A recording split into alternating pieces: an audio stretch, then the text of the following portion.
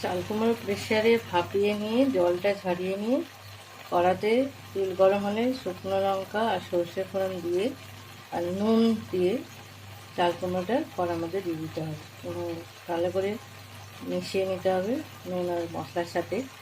এরপরে জল বেরোচ্ছে চাল কুমড়ো থেকে, সেই জলটা ভালো করে শুকনো করতে হবে এবং একটু শুকনো হয়ে এলে চিনি মেশাতে হবে। চিনি মেশালেও আবার জল বেরোবে, সেই জলটা একটু শুকনো হতে দিতে হবে। এরপর আমি কিছু নারকোলের কুচো এরমভাবে করে রেখে দিয়েছি। এই নারকোল কুচো মিক্সিতে দিয়ে পেস্ট করে নারকোল কুড়োর মতো করে নেবো, নিয়ে এটা চাল কুমড়োতে মেশাতে হবে।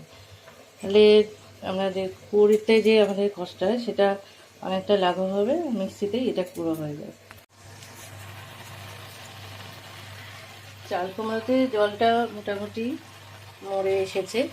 এবার এই নারকোল কুড়ো করেছি মিক্সির মধ্যে পেস্ট করে, এরকম নারকোল কুড়োটা দাঁড়িয়েছে।